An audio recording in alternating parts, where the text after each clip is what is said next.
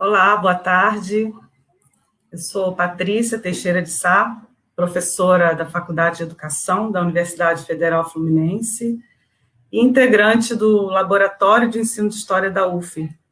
Junto com o professor Rodrigo de Almeida, eu coordeno o projeto de extensão Educação Antirracista, Representações de Negros e Indígenas em Livros Didáticos e em Fontes Audiovisuais.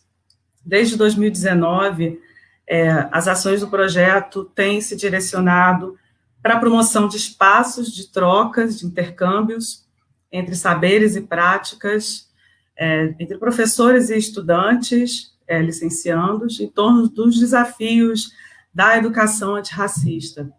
Na fase atual do projeto, nós estamos lidando com o tema da independência do Brasil, imaginários sociais e práticas de educação antirracista.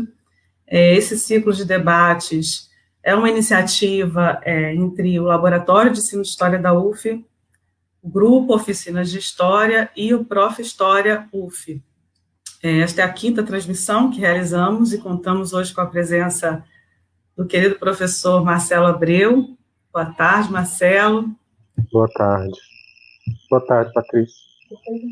Boa tarde, Rodrigo, todo mundo aí do Laboratório de Ensino de História e ao público também. Boa tarde. Seja muito bem-vindo. Já agradeço antecipadamente pela sua disponibilidade de estar conosco hoje. Eu vou fazer uma breve apresentação do Marcelo, que é professor da Universidade Federal de Ouro Preto, e tem um doutorado em História Social pela Universidade Federal do Rio de Janeiro. Ele ensina nas áreas de ensino de história, teoria da história e historiografia, desde 2003, e realizou e realiza pesquisas sobre história do regionalismo, história das comemorações, cultura de história e popularização do passado, ensino de história e historiografia. Realizou um estágio pós-doutoral no programa de antropologia da Universidade da cidade de Nova York, com o projeto Escravidão, Memórias Entrelaçadas e Histórias Nacionais, o Museu Afro-Brasil e o Museu de História e Cultura Africano-Americana. Além desse projeto, desenvolve pesquisa sobre a popularização da história e cultura de história republicana no projeto Popularização do Passado e Cultura Impressa, Historiografia Escolar, Literatura Infanto-Juvenil e Imprensa Ilustrada na Criação da Cultura Histórica Republicana. E no âmbito de formação de professores e projetos de ensino, coordenou o PIBID História e integra a equipe do Programa de Residência Pedagógica da UFOP, atualmente. Integra os seguintes grupos de pesquisa: Núcleo de Estudos em História da Historiografia e Modernidade e Oficinas da História. Então, agradecendo imensamente a sua disponibilidade, Marcelo, para estar aqui nesse encontro, e lembrando, para quem está assistindo ao vivo, se tiver interesse em ter um certificado de participação, nós vamos colocar no chat o link para ser preenchido. E, Marcelo, está com você a palavra. Obrigada.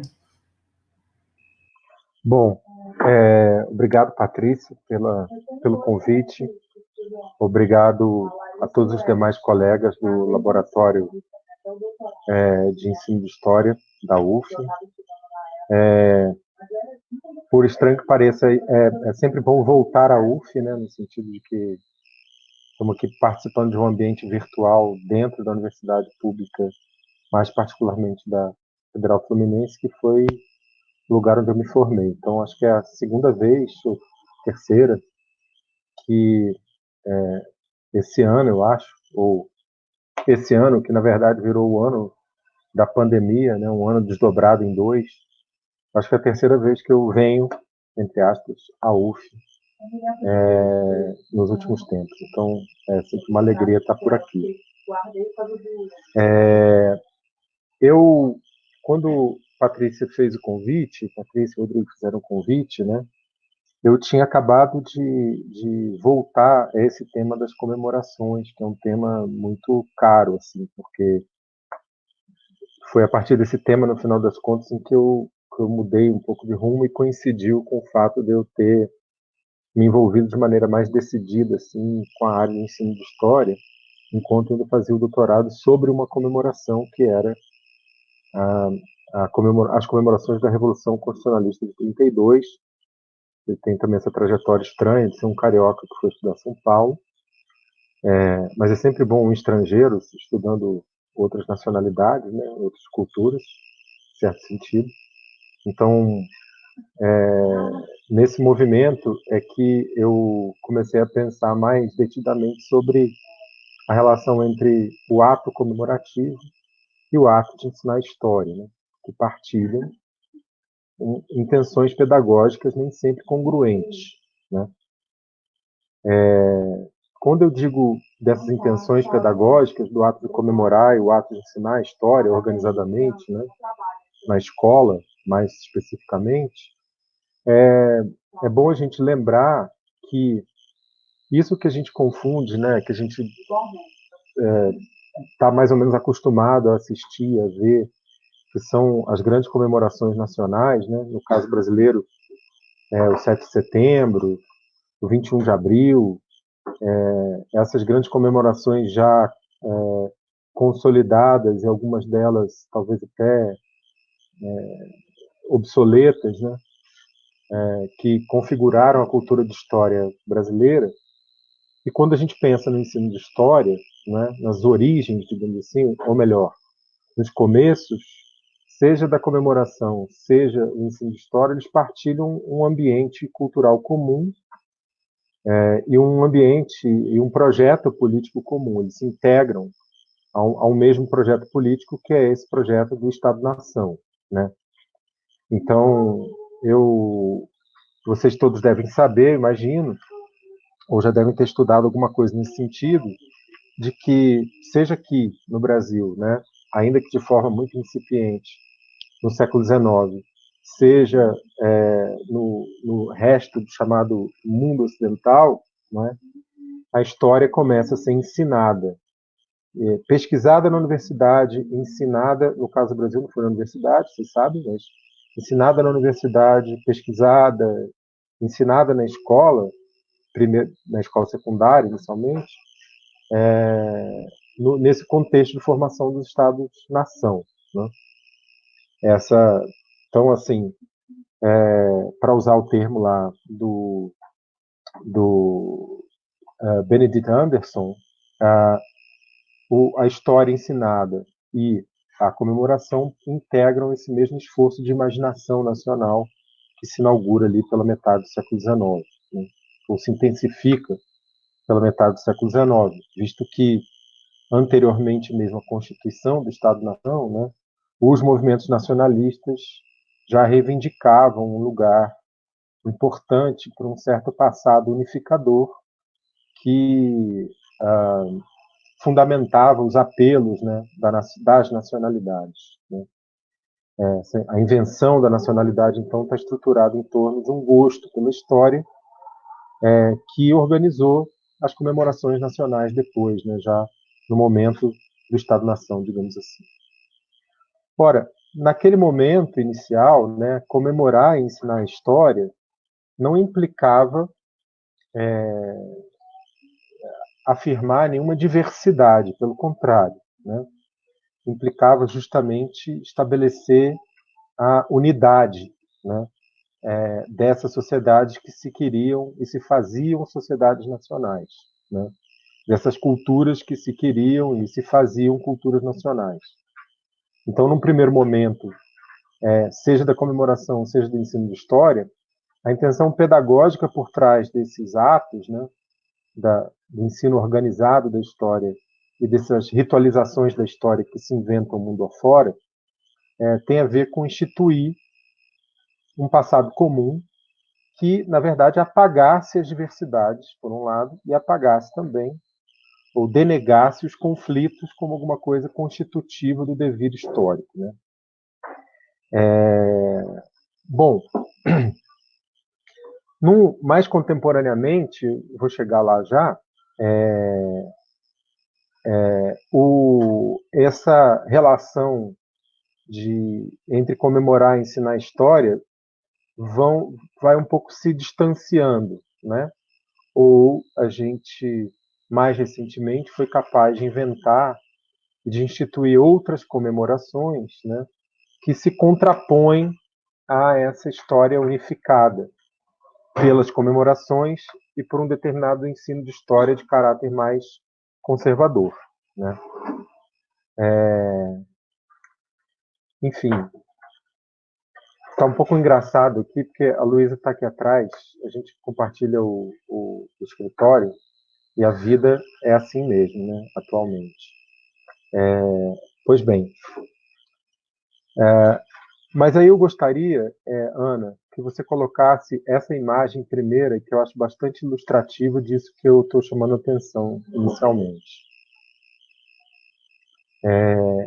Bom, essa é uma pintura, na verdade eu acho que é um cartão postal, né, de 1912, se não estou enganado.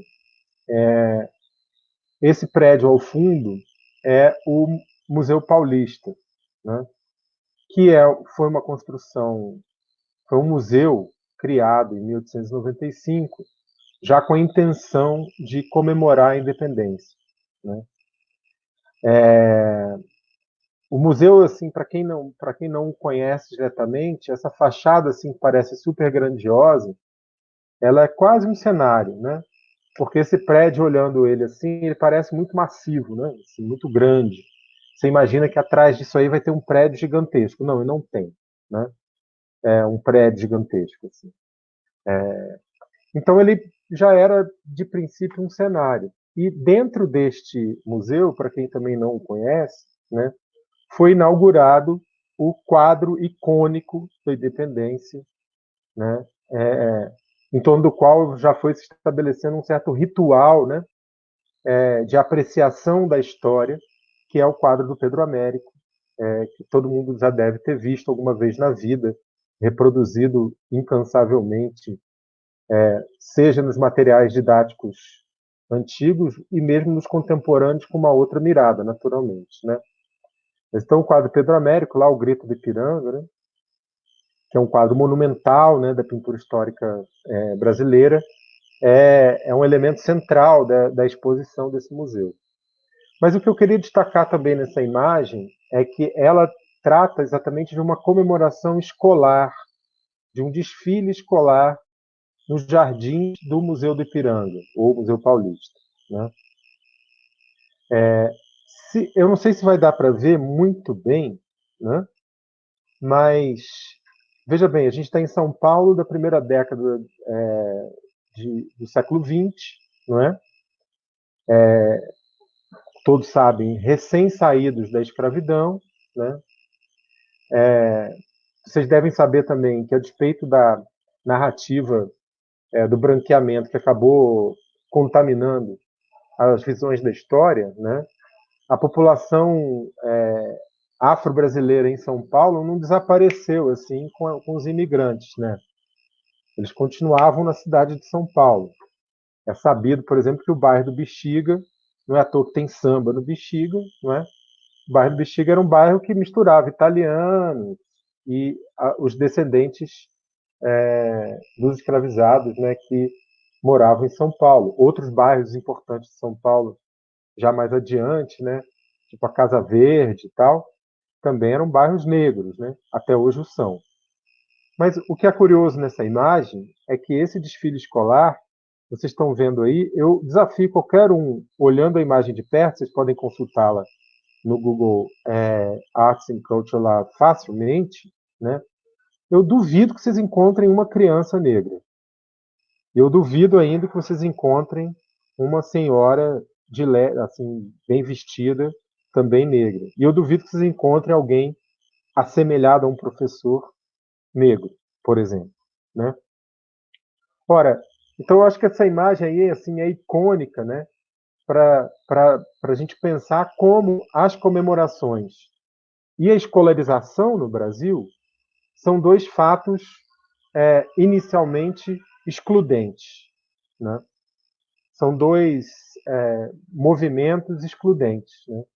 A gente sabe, por vários estudos na área de história da educação já feitos há algum tempo aqui na UFOP, tem um colega nosso, Marcos Vinícius, que é um grande especialista no assunto, né? que o que aconteceu durante o período republicano foi uma denegação da educação formal às populações afro-brasileiras, né?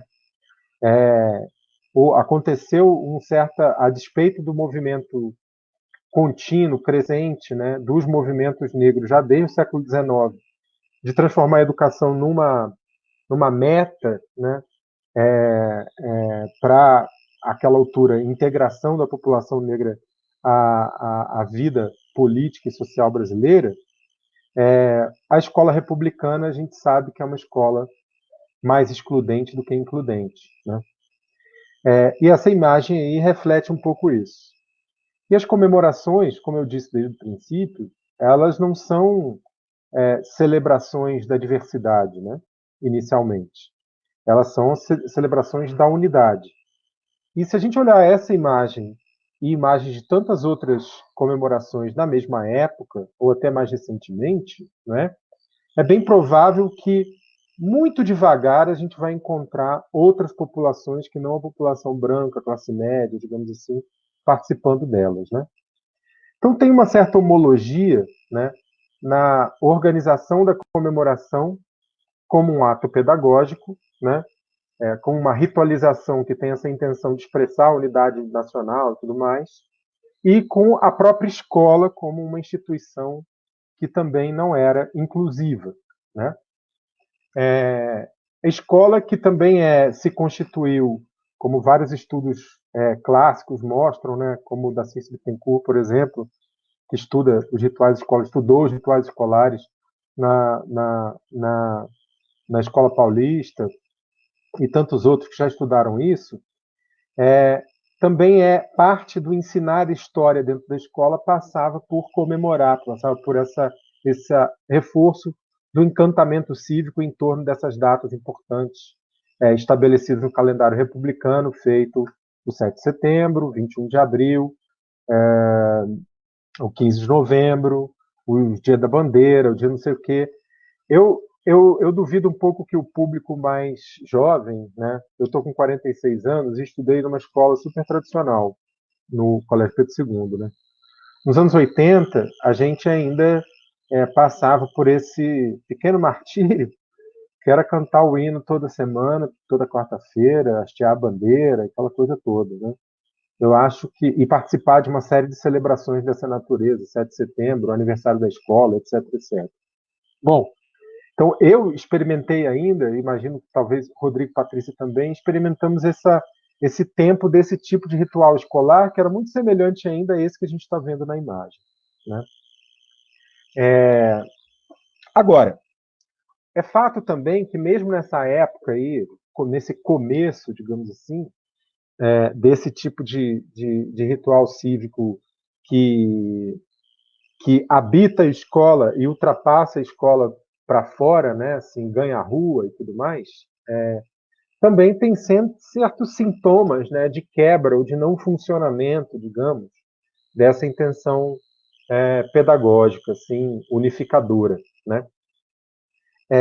Eu lembro, e eu não vou saber citar aqui exatamente, mas tem uma história muito engraçada num conto divertidíssimo do Alcântara Machado, que é um escritor paulista, né, que na década de 20 escreveu esse livro chamado Novelas Paulistanas, e tem um conto lá que é sobre, eu sempre gosto de lembrar, todas as vezes que eu estou dando aula sobre esses assuntos, assim, sobre o começo dessa história patriótica no Brasil, né, que é um conto sobre o tiro de guerra, um rapaz italiano que vai para o tiro de guerra, e aí o conto volta ao passado, no momento em que esse personagem, o Aristódromo, estava na escola e sabia cantar a plenos pulmões o hino nacional brasileiro, né? Então, e aí tem uma cena no conto em que o Aristódromo está lá cantando a plenos pulmões o hino nacional brasileiro, e as demais crianças emendando os versos tudo trocado, fazendo blague com o hino e tudo mais, né? E aí o hino acaba, o professor faz uma preleção a eles, dizendo assim: veja, nós temos que exaltar nossa pátria, esse tipo de coisa. E aí depois o Alcântara Machado diz: a molecada sai xingando o professor, o Aristóteles, o Moinho, ninguém dá a menor pelota para aquilo, no final das contas. Então, eu quero dizer o seguinte, aí eu entro na outra parte do nosso título, né? Comemorar, embora seja um ato unificador que apaga o conflito, o ato mesmo jamais apaga o conflitivo, porque isso é da natureza da sociedade, né? Assim como ensinar a história numa chave homogeneizadora, que era o que perdurou no Brasil por muito tempo, não só no Brasil, no mundo todo, né? Também não suplanta as experiências históricas que cada grupo social traz para dentro da escola, né? Então, assim, quando, por exemplo, o Emicida, né, diz assim: ok, ok, ok, Joe, seja forte, é a nossa cara fazer a vida ser certa mais que a morte. Eu me refaço após cada passo, igual reflexo nas poças, mandinga, coisa nossa. Eles não vão entender o que são riscos e nem que em nossos livros de história foram discos. Bamba Bamba, um bom samba, alguns petiscos. Naquela música Ubuntu Freestyle, né? Ele está repetindo um gesto de dizer: olha, a gente aprendeu muito mais com a música que nós mesmos fazemos, né, do que com isso que vocês nos ensinam de maneira tão cercado por essa tentação homogeneizadora, né? Então, quando esses sujeitos falam isso, né, ou como quando a professora Ângela Moreira convidou, vocês devem lembrar disso talvez, a MC Carol a ir numa aula na FGV, né? Tem isso em vídeo, tem um YouTube, né? E foi no momento justamente em que ela começou a cantar, que ela fez sucesso aquela música do Não Foi Cabral. E eu não vou cantar aqui para poupar vocês desse martírio, né, de me ouvir cantando o funk. É melhor ir lá e procurar a MC Carol cantando, né? Mas, basicamente, o que a MC Carol dizia, ela contestava essa narrativa também unificadora e encobridora das diversidades e dos conflitos, né? Que está, digamos assim, que é a tônica da narrativa canônica do descobrimento, né? Ora, esse mesmo gesto que está na MC Carol, que está no Emicida e tudo mais, a gente pode encontrar também no Sambas Enredo, né? Que tem algo de cometivo. Porque vamos lembrar que boa parte do Sambas Enredo, né, por muito tempo, obrigatoriamente, tratavam de temas nacionais, né? Então, assim, ao mesmo tempo que a gente vai ter samba enredos assim complacentes ou compassivos ou que se ajustam à narrativa canônica, feito o Aquarela Brasileira, né, do Silas de Oliveira, o mesmo Silas de Oliveira, anos depois, escreve o Heróis da Liberdade, né, no Carnaval de 69, né? Então, assim, o mesmo autor transita entre uma comemorar e, entre aspas, ensinar a história de maneira mais unificada e ajustada ao cânone da história ensinada e ao diapasão, assim, a tônica das ritualizações, ele também pode fazer, numa situação muito complexa para a vida brasileira, né, que foi logo depois do AI-5, um samba que exalta os estudantes, exalta o povo na rua, né, como o Heróis da Liberdade, que é um samba dele de 69, né? Bom, esse tipo de cultura de história difusa na sociedade, né, que é constituída e sinaliza o que há de conflitivo também nessa sociedade, na sociedade brasileira, está dentro da escola, né? Então é muito difícil que uma narrativa unificadora, né, tenha tido tanto sucesso quanto a gente pode imaginar. Bom, esse era um argumento que eu tinha há algum tempo e eu insistia muito nisso, né? De que, veja, é meio quebrada essa história, esses conflitos aparecem, essa narrativa canônica não convence, até que, bem recentemente, não é? Pelo menos desde 2013 para cá, a gente assiste como com um revival dessa história patriótica, né? Um revival das cores brasileiras, um revival, né? Uma retomada dessa cultura cívica fortemente amparada, né, numa simbologia que a gente sabe que foi construída ali no início do período republicano, não é? E fortemente apelativa em relação a uma história também unificada, a essa história dos grandes heróis e tudo mais. Tipo de coisa que faz sentido para nós, né? Quer dizer, faz sentido no sentido significando é compreensível que algo como o Brasil Paralelo e esse tipo de coisa que eles produzem, esse tipo de história que eles divulgam, que eu tenho dúvida se é tão assim pervasivo, tão espalhado, né? Eu acho que também é consumido por uma certa por grupos mais restritos do que a gente imagina, mas é compreensível que nesse contexto esse tipo de apelo assim à história reapareça, né? Isso significa dizer, para mim, eu acho que nem essas comemorações unificadoras, nem aquela velha história escolar patriótica, né, eram tão ineficazes assim, né? Elas têm algum efeito, né? Ou produziram alguns efeitos, ou produziram em determinados grupos, justamente aqueles talvez que queiram continuar, que querem, talvez não, com certeza, que querem continuar denegando a diversidade constitutiva da sociedade brasileira e denegando o caráter conflitivo dessa sociedade de qualquer outra, não é? Que reivindicam novamente essa história.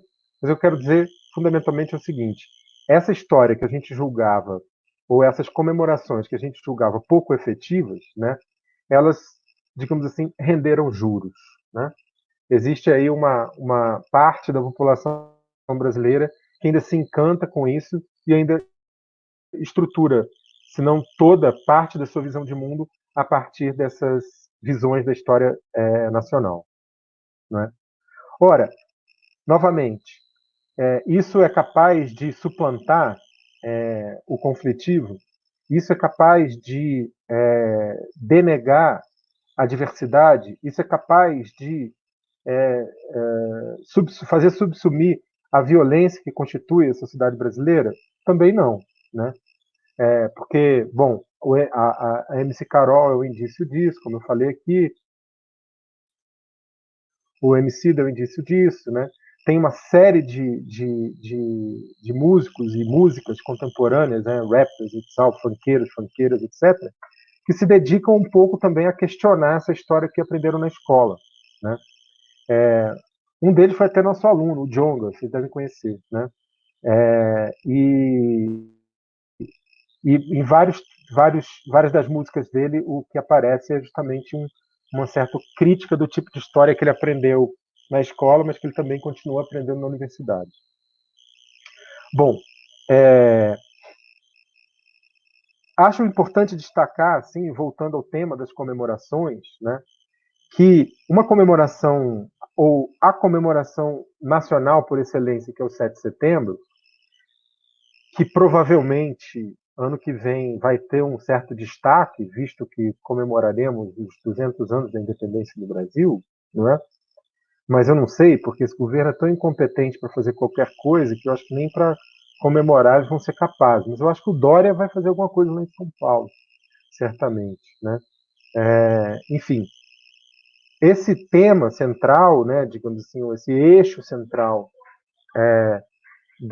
dessa história nacional ritualizada em público, né, nas ruas, que é super importante, assim, ele também foi motivo, né, para contestações, essas um pouco mais recentes, né? Vocês, eu não sei, acho que parte do público, segundo Patrícia, parte da assistência mais jovem, não deve se recordar tão intensamente de como foram as comemorações dos 500 anos no Brasil, né? Que foram comemorações bastante conflitivas, né?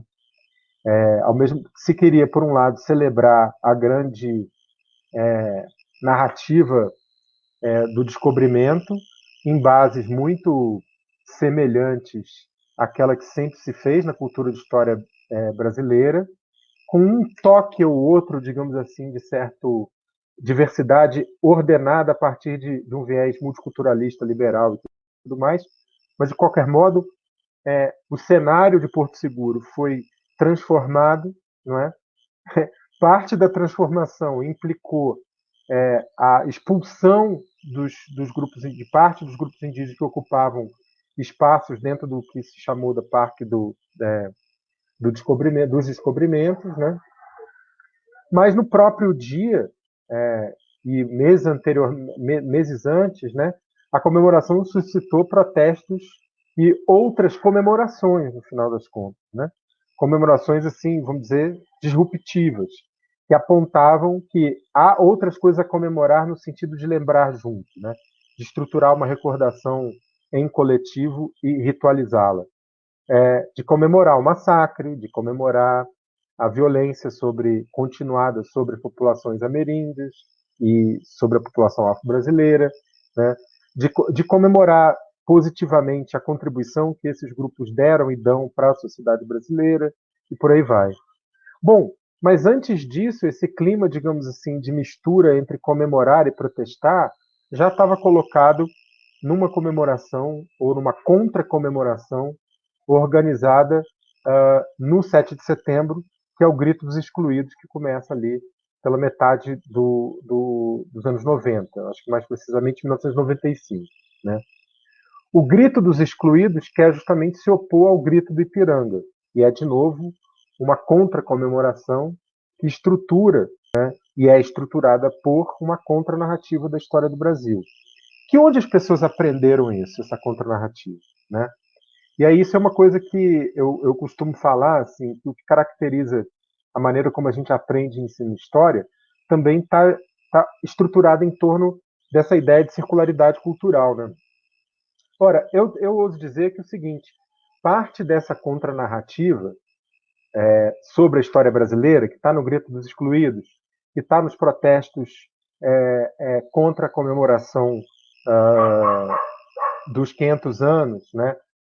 Enfim, uma série de parte dessa contranarrativa que estrutura outras comemorações da história afro-brasileira contrárias ou complementares ao 13 de maio, mas acho que contrárias até no 20 de novembro, outros dias do índio, né, no dia 19 de abril e por aí vai, né? Eu suspeito que parte dessas contranarrativas e dessas contracomemorações foram aprendidas nos sambas e tal, não sei o quê, né? Nos sambas feitos, sei lá, o Kizomba, a Festa da Raça, num samba como esse da Mangueira, belíssimo, né? Que virou um hino que foi cantado no último protesto no Rio de Janeiro recentemente, né? Parte as pessoas de fato aprenderam aí, mas eu ouso dizer que parte eles aprenderam também na escola, né? Porque é um fato que pelo menos desde os anos 80, né, eu acredito que existem professores de história, né, e existem materiais didáticos de história que já apresentavam formas mais diversas de compreender a história brasileira, formas mais diversas nas quais esses aspectos assim, conflitivos da nossa história e esses aspectos violentos, né, mas também esses aspectos assim que evidenciam a criatividade dos subalternos e tudo mais, já estavam aí, já estavam em atuação, já estavam ensinando história, né? Então, eu suspeito que, ao contrário do que normalmente a gente pensa, né, a escola não é nunca o lugar de aprendizado de uma história alternativa. A história alternativa sempre vem de fora para dentro da escola, né? Eu suspeito que não, né? Eu suspeito que o que acaba organizando outras formas de ver a história brasileira, né, tem a ver com uma circularidade mesmo entre a boa história que a gente ensina na escola, né? E por boa história eu me refiro a uma história que de fato problematiza o passado e problematiza o nosso presente, né? Que não que está eticamente comprometida com essa problematização, né? De colocar, digamos assim, a história a serviço da vida, né? Eu suspeito que essa história é produzida dentro da escola e ela também ajuda aos diferentes grupos a se apropriarem dessas visões alternativas para poder construir as suas visões da própria história dentro do movimento político, dentro do movimento social, nos momentos comemorativos e tudo mais, né? Então, assim, para concluir, eu diria que quando a gente pensa em comemorar, ensinar história, né, primeiramente, essa dinâmica entre diversidade, unificação, conflito, apaziguamento, ela sempre existiu, né? Ela se torna mais intensa contemporaneamente, acompanhando um movimento mesmo de democratização da história brasileira, né? De democratização da história que nós vivemos e fazemos, e também de democratização das interpretações e das visões da história em jogo, né, na constituição da nossa vida.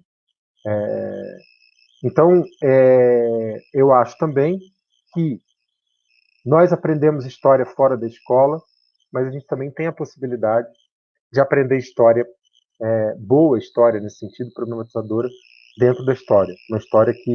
Dentro da escola, perdão. Uma história que, de fato, seja capaz de nos fazer pensar sobre o nosso presente de forma mais plural, pelo menos. É isso. Obrigado. Marcelo, obrigada. Obrigada por sua fala, pela presença hoje aqui nesse encontro. A gente está hoje, né, nesse 5º dia de debates, ao longo dessas últimas 4 semanas, pensando formas de problematizar o tema da independência em relação aos imaginários sociais e em relação aos desafios de práticas de educação antirracista, né? Na semana passada, há 2 semanas atrás, nós estivemos com o professor João Pimenta, que ressaltou bastante e fez a crítica e a necessidade de que professores, estudantes e que a população em geral tenha condições de fazer críticas aos processos de heroicização, né? Enfim, o tema da independência ele é um tema que é um tema também do conhecimento histórico, então é um conhecimento produzido, né? E me chamou bastante atenção, né, quando você fala bastante da questão da ritualização, né? E eu fico pensando, eu, de fato, fui uma aluna nos anos 80, nos anos 90, que vivenciei vários ritos do 7 de setembro, tem fotografias aqui, e tem uma memória de estudar palavra por palavra do hino nacional e cantá-lo toda semana, e ser fiscalizada para cantar corretamente. Então, isso fez parte, sim, de um rito que eu vivi na escola, que eu não sei se hoje é tão comum assim, né?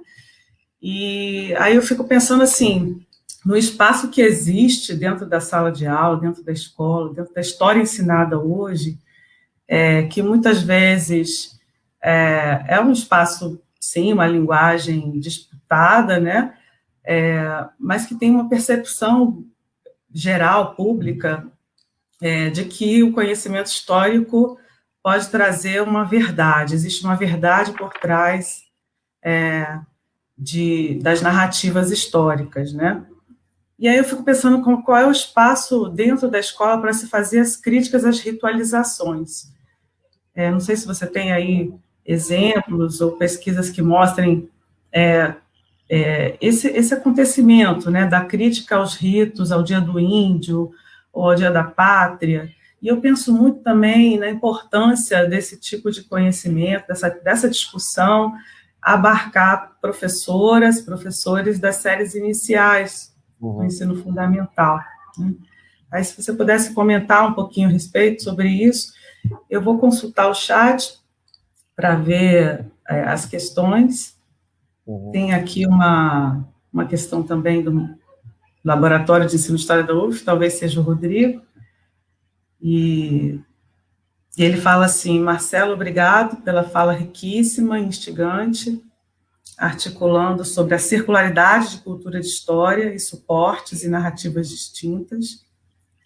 Pensando o exemplo da independência do Brasil por conta da celebração do bicentenário, gostaria de ouvir um pouco mais, se possível, sobre essa relação do ensino escolar de história com projetos de cidadania. Uhum. Então, pessoal, quem tiver aí comentários, questões serem compartilhadas, por favor, coloque no chat e a gente continua aqui o bate-papo com o Marcelo. Posso já responder, Patrícia? Sim, As sim. duas questões? Tá. A primeira, sim, sobre qual é o espaço para fazer a crítica à ritualização, né? Uma coisa que, às vezes, a gente, pelo menos quando eu fui formado, né, como professor, essa dimensão, assim, afetiva da história era algo pouco considerado na nossa reflexão sobre o ato mesmo de ensinar. Não sei se você vai concordar comigo, assim, mas eu lembro da gente se formar muito pensando mais nas dimensões intelectivas, né, conceituais e tal, não sei o quê, de ensinar e aprender história, né? É óbvio que já tinha naquela altura muita gente falando e era uma impressão também comum a todos que a gente precisa organizar também o ensino da história, a apreciação da história a partir de uma fruição de ordem estética, de uma ordem afetiva, de uma aproximação do coração, digamos assim, né? E a gente constrói esse tipo de relação com o passado, né? Independente daquilo que a gente aprende na escola, né? Organizadamente em torno disso. Vou dar um exemplo para poder chegar nesse questionamento possível das ritualizações. Assim. Aquilo que já existe, que já está dado na escola, e aquilo que a gente também pode fazer. Né? Quando eu ouço um samba como Kizomba, né? Que eu ouvi pela primeira vez em 88, né? Aquilo atualiza em mim um sentimento em relação à história brasileira muito pungente, assim. Me emociona muito ouvir aquele samba. Porque aquilo meio que me transporta para 1988, né? Ou estimula meus sentimentos e a minha razão histórica também a me direcionar àquele passado que era um passado muito difícil, mas também muito promissor. Era um presente também muito promissor, né? Em 88. Então, assim, o que me faz me transportar para aquilo é um afeto em torno daquela música, né? Em torno daquele ritual, no final das contas, que é a escola de samba na avenida e que é o ritual de cantar um samba depois que ele fica um samba conhecido, né? Que também é uma ritualização, digamos assim, né? O que faz uma ritualização da história é justamente mobilizar esses afetos e tentar, ou essas ritualizações da história, às quais nós fomos, né, submetidos, digamos assim, né, e as que se repetem anualmente, elas mobilizam determinados afetos e tentam, muitas vezes, domesticar esses afetos numa direção precisa. Né? No caso do 7 de setembro, enfim, vou chover no molhado aqui naquilo que o Roberto da Mata, que todo mundo critica, mas que ele foi muito assertivo, é um rito da ordem na classificação que ele faz lá, né? E o 7 de setembro é um desses principais ritos da ordem. Então, mobiliza os afetos, mobiliza os corpos e domestica esses corpos em torno de uma direção mais precisa, né? De uma direção que a gente pode chamar, às vezes, de limitadora, né? Mas o sucesso desse tipo de ritual também está no fato de ser também um momento de presença e de vida coletiva, né? E de congratulação. Então tem outros afetos, digamos assim, subsidiários, né? Que não só a ordenação, a ordem e tal, do congregar-se, etc., que também acontecem ali e fazem com que isso mobilize de fato as pessoas, né? Eu morei no centro da cidade por muito tempo e de vez em quando eu descia para assistir o que estava acontecendo no 7 de setembro, né?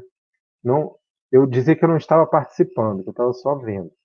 Mas, mas o que a gente vê é justamente esse movimento de congratulação, porque às vezes o sujeito está ali para ver o filho dele que está marchando, né?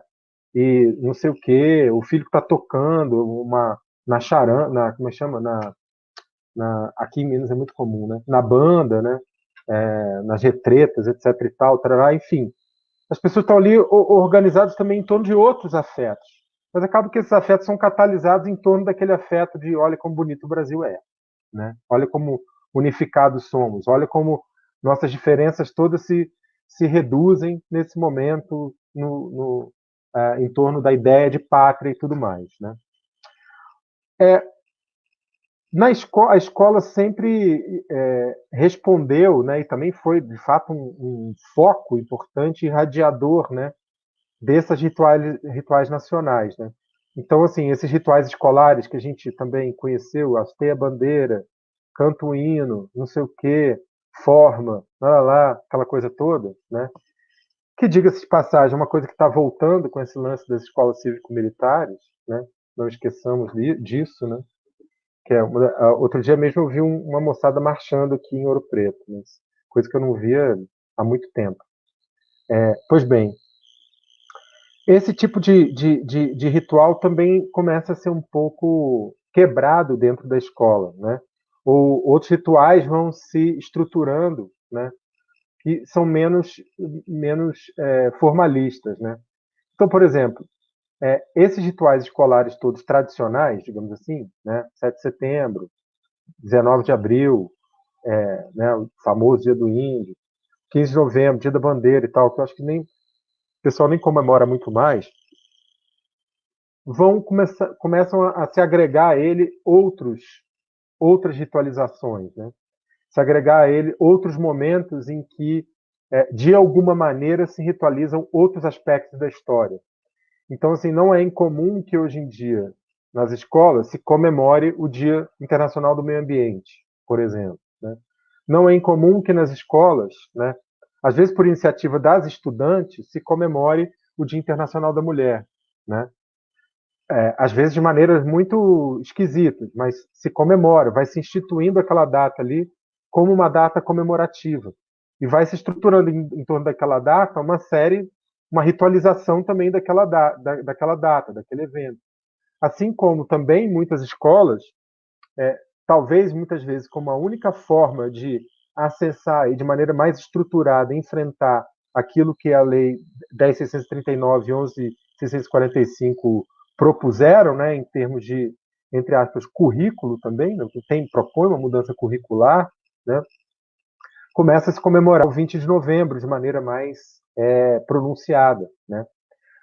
E em torno disso também se ritualiza, né? Mesmo que seja aquela simples palestra que alguém vai lá fazer naquele dia, né? Vamos dizer que isso compõe uma certa universo de ritualização. Ou coisas que eu já assisti também aqui em Minas, né? A ritualização do 20 de novembro passa pelo quê? Passa por levar para dentro da escola ritos que sempre tiveram fora da escola. Então vai lá o mestre de capoeira local, né? Dá uma oficina de capoeira. Já virou quase que um lugar comum esse tipo de evento. Pena, eu acho, na minha opinião, tão exclusivamente voltado para a Semana da Consciência Negra. Podia ser alguma coisa mais constante, né? Mais frequente dentro da escola. Ou, aqui em Ouro Preto, não é incomum que o grupo de congado mais organizado, que aqui na nossa rua, aqui na Santa Efigênia, vá para as escolas no 20 de novembro, na semana, né? E propõe, portanto, ritualizações que contrastam com essas mais formalistas aí, próprias do Estado Nacional e da escola unificadora, etc. Né?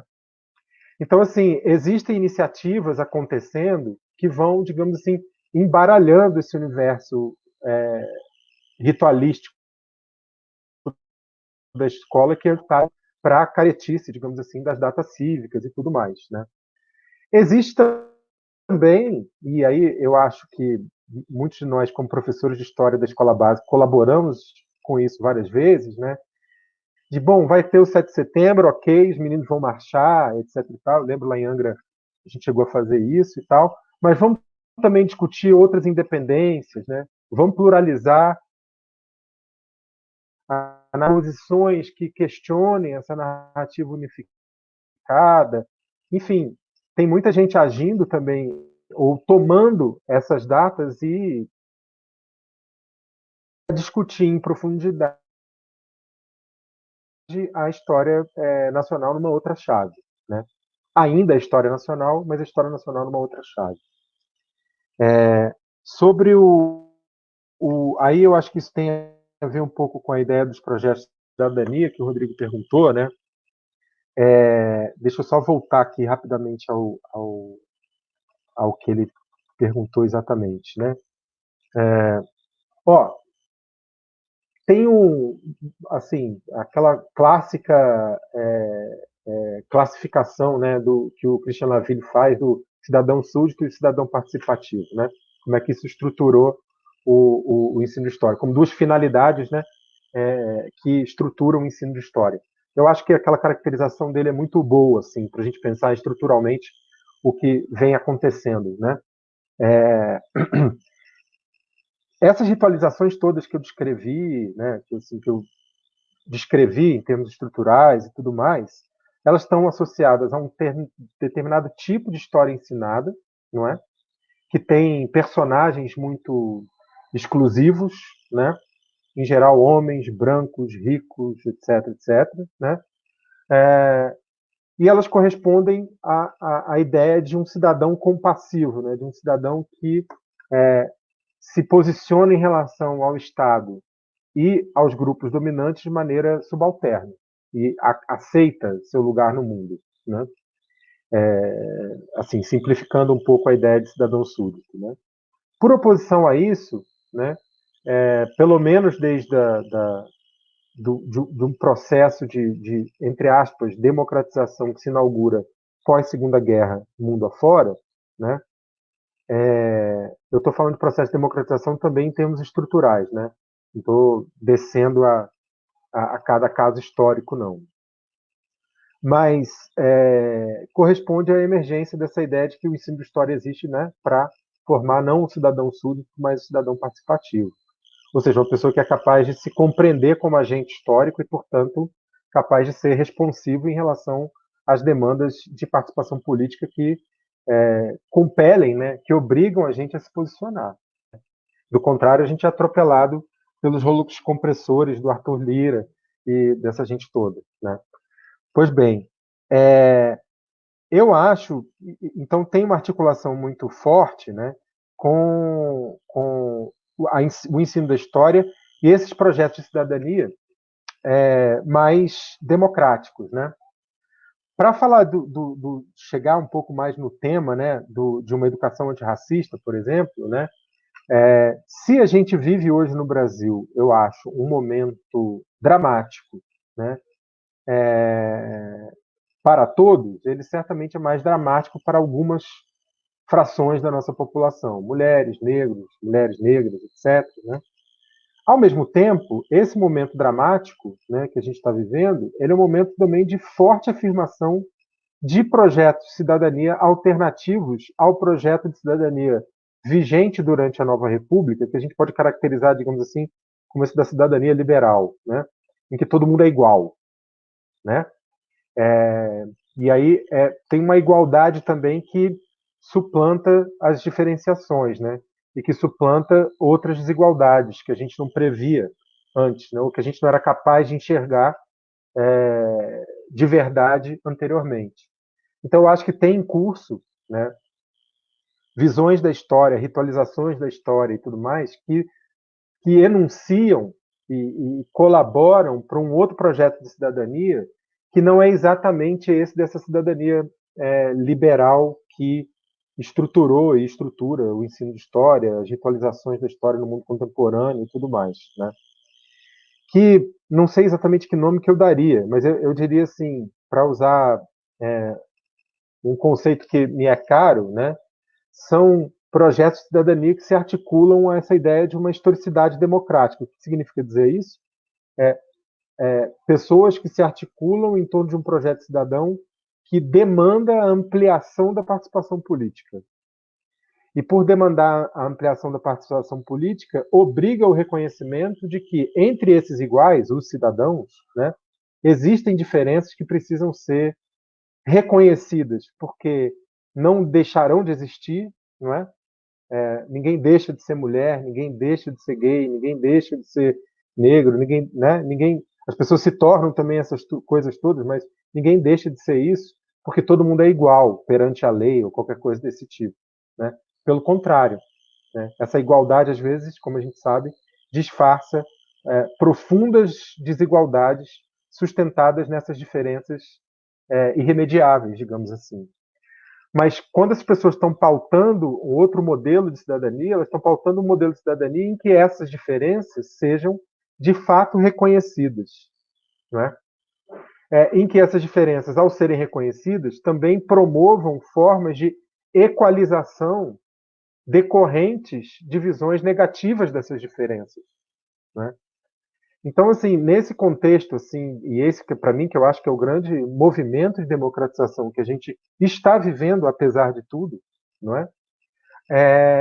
Aponta para um projeto de cidadania que exige cada vez mais uma história que contemple e que permita enunciar e pensar essas diferenças. E que permita, na minha opinião, pensar outras igualdades, né?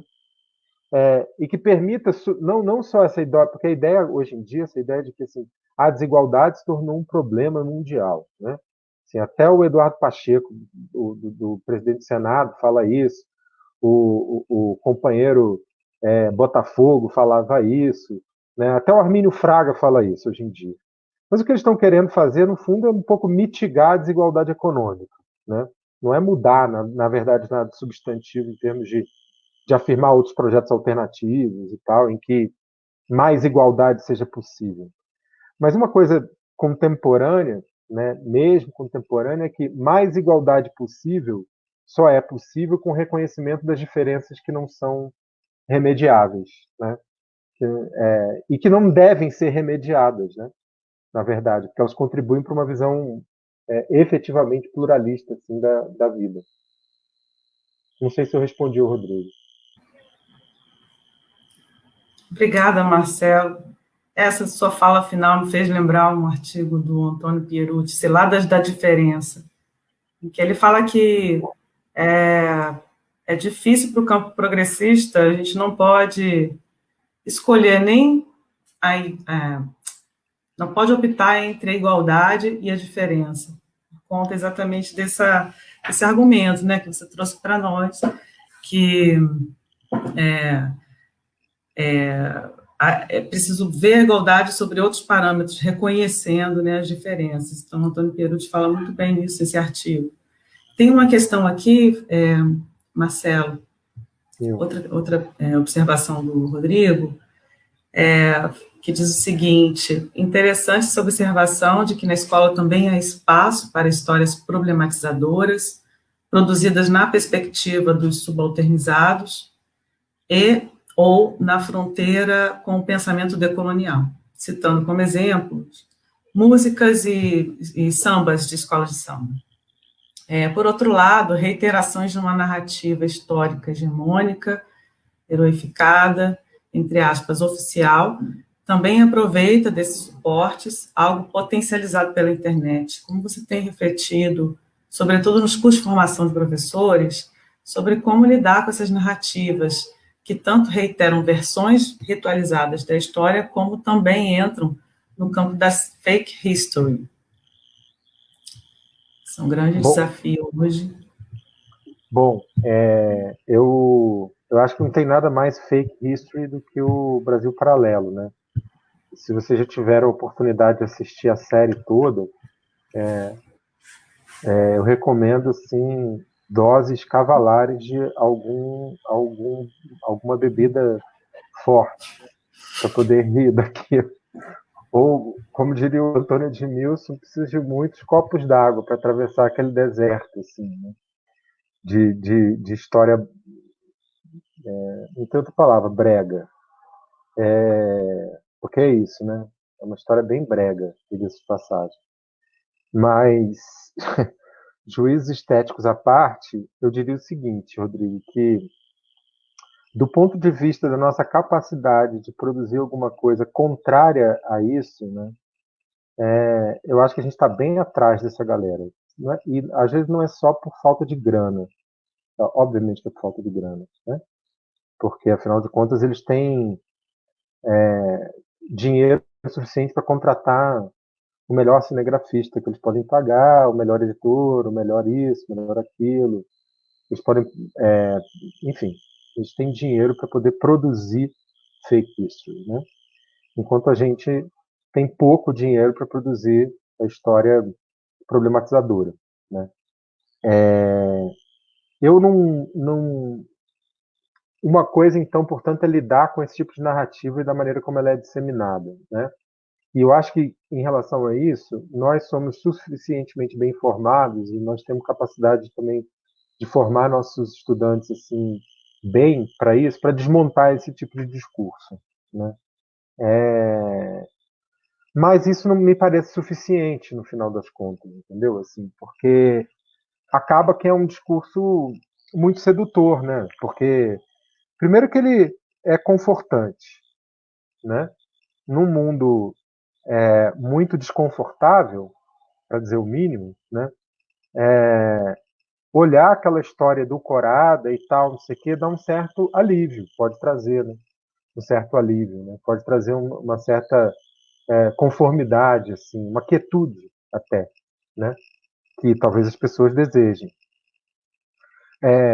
E a história que problematiza não é necessariamente confortante, né?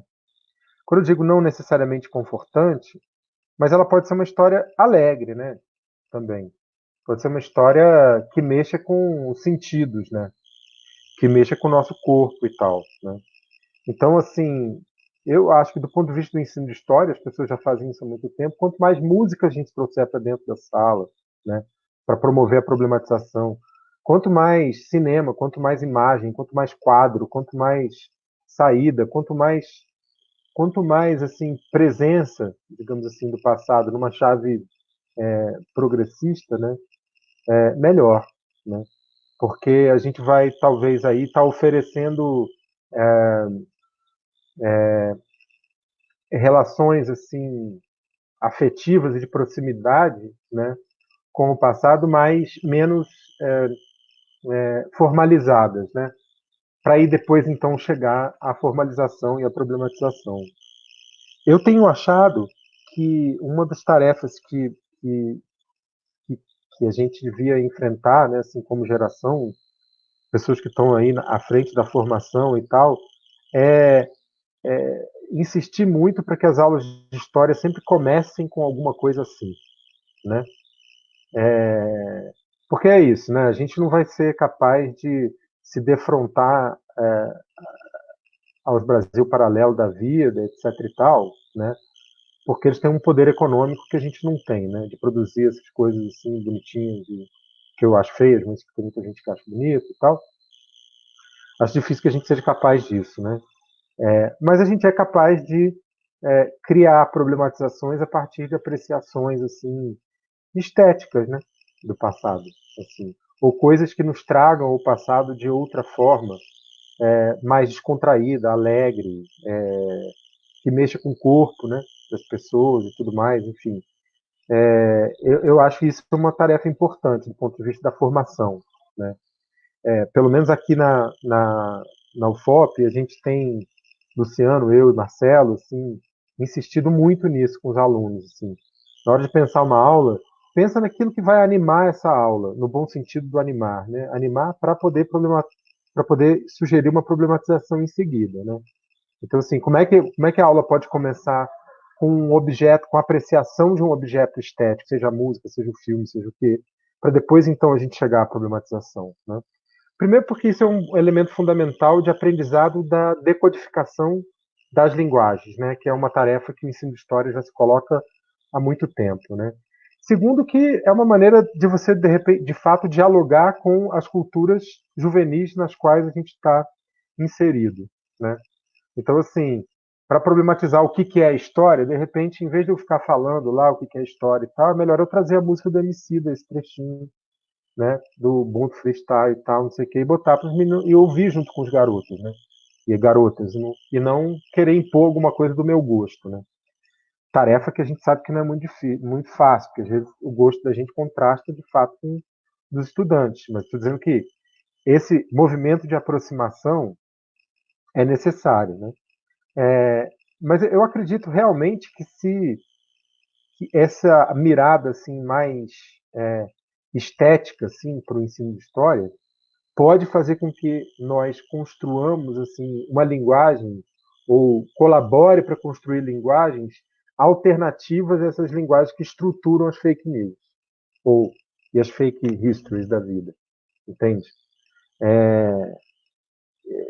Botar, sei lá, os alunos para fazer filme e tal, coisa que teve uns alunos do PIBID aqui que tentaram fazer isso e até conseguiram fazer isso, né? Mas aí os meninos perceberam a dificuldade material concreta, tempo e tal, que leva para produzir, editar um vídeo de 5 minutos, né? Quando o garoto e a garota é capaz de fazer isso e perceber o tanto de trabalho empenhado nessa tipo de produção, ele também percebe, potencialmente, a diferença de poder entre ele e os emissores desses discursos, né?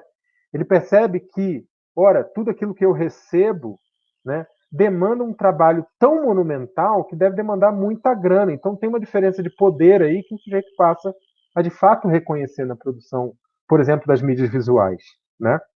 Ou das mídias digitais e tudo mais, né? Então o ato mesmo de praticar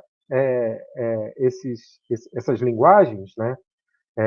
E construir, então, para construir histórias alternativas, problematizadoras e tudo mais, já é em si um ato educativo, né? Porque o sujeito percebe finalmente, ora, mas como é difícil hein, fazer isso. Imagina fazer um filme igual esse aí. Quanto de grana que tem que ter para fazer isso? Quanta gente empenhada?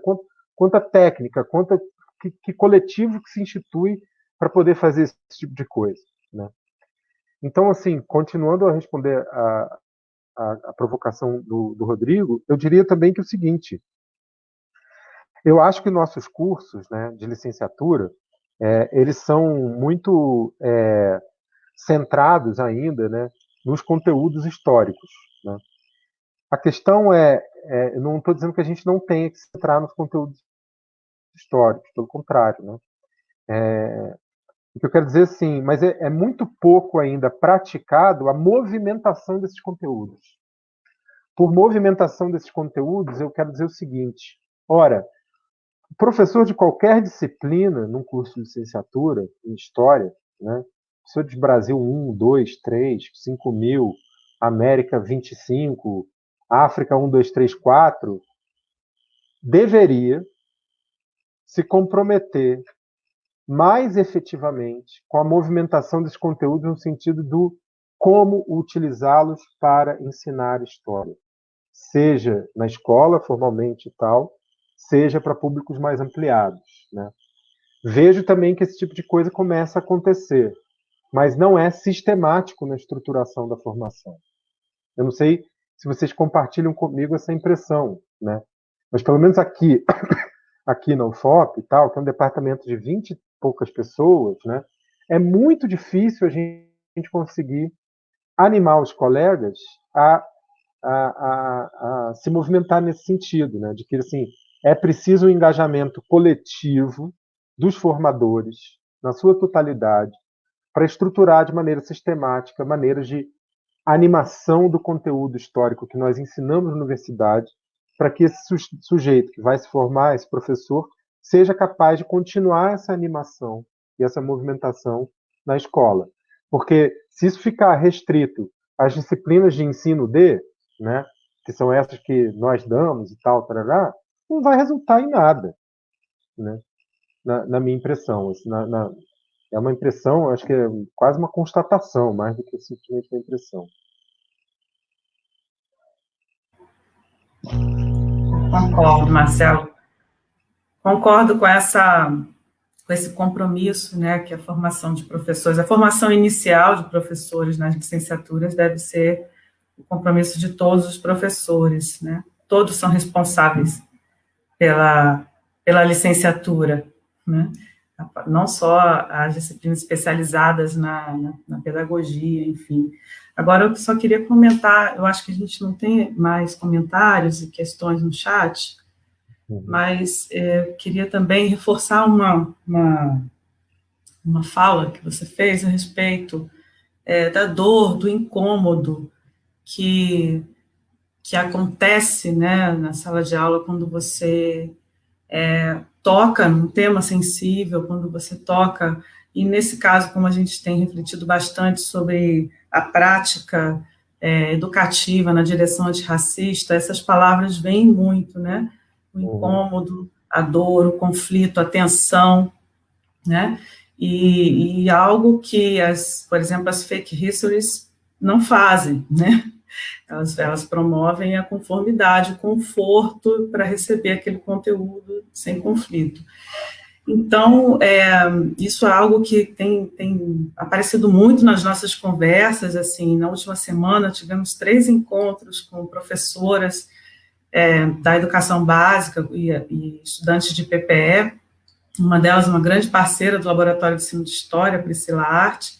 Quero deixar também um abraço, um beijão para a Priscila, que é supervisora, coordenadora de PIBID, é coformadora há muitos anos na UF, pelo menos desde 2014, quando começou o programa de iniciação da ciência na UF.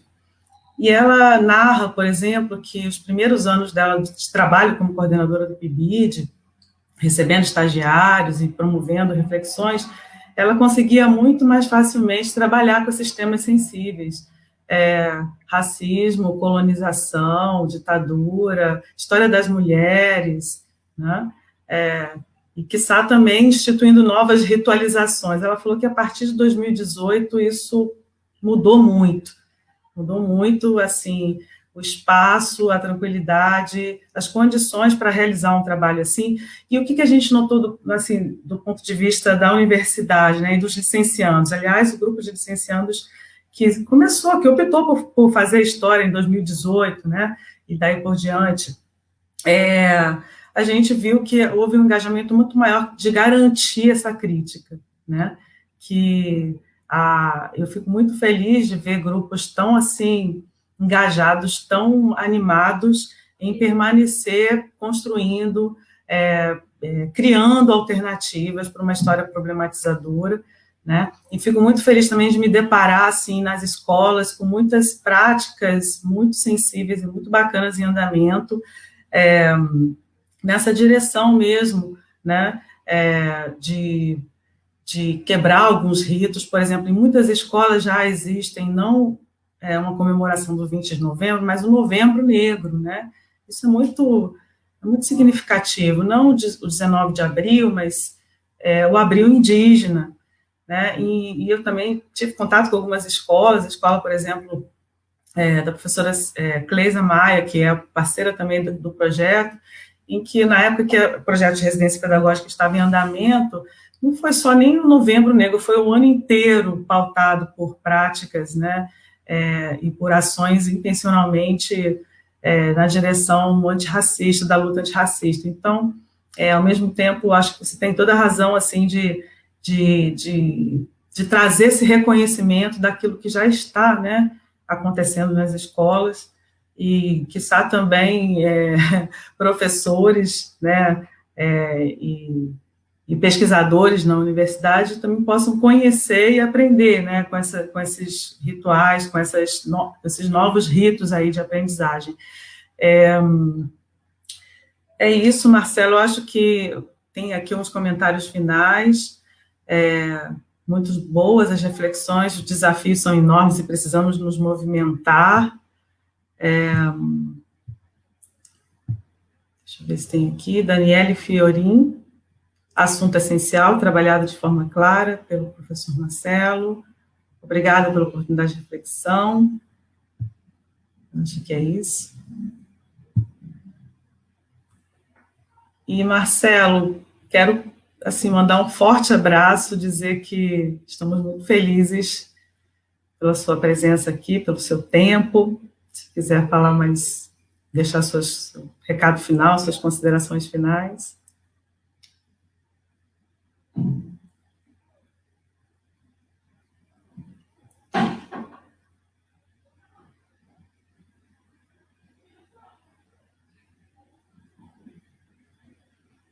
Eu acho que o áudio do professor Marcelo travou. Para mim, pelo menos, travou.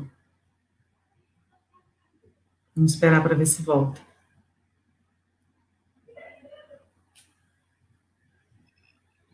Oi, voltei. Voltei? Voltou. Então, Voltou. eu que agradeço o convite. É sempre bom voltar à UF.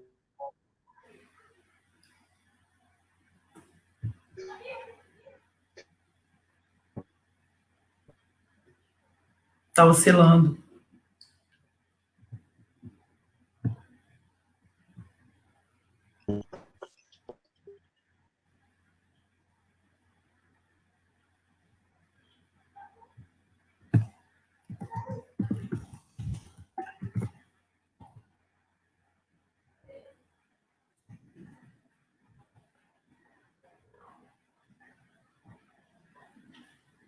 Travou, né?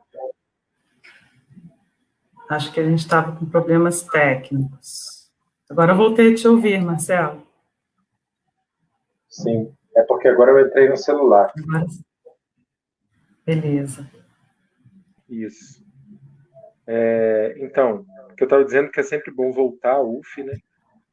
Porque, enfim, é um lugar que mora no meu coração, mas também é sempre bom conversar com vocês, né? Com a Patrícia, com o Rodrigo, que sempre acolhem todo mundo com o maior carinho, né? E sempre com muita inteligência também, né? Tudo que vocês fazem, assim, eu gosto muito. Sobre isso que você falou das dificuldades que aumentaram em 2018, talvez é porque eu moro, Ouro Preto é quase uma república socialista, né? Perto do resto do Brasil. Então a gente, porque aqui foi né? Vocês sabem que aqui foi um pouco o contrário, né? Assim, o Haddad ganhou no segundo turno, não foi de lavada, mas foi 65%, né? Então é uma cidade que é mais conservadora, mas também um pouco mais tolerante também. É um lugar esquisito. A Patrícia conhece bem, mas é um lugar assim dos heróis da liberdade, para usar o samba do Silas de Oliveira, né? Mas o que eu quero dizer assim é que uma das coisas que eu acho que é importante que tem acontecido, né, nesse acompanhamento agora durante a pandemia, o subterfúgio que nós criamos, poder manter contato com os professores, foi trazer os professores para dentro da aula de estágio, né? A dificuldade dos alunos irem para a aula. Então, a pandemia, mostrar, dar aula, né? Os professores para dentro da aula e aparecem, de fato,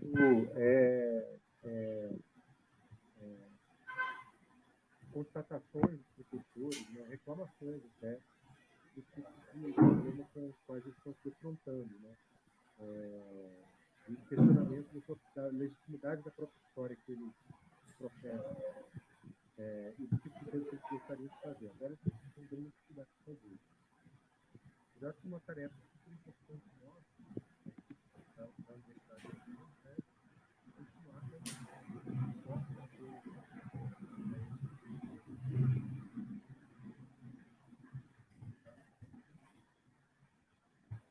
porque a gente ainda tem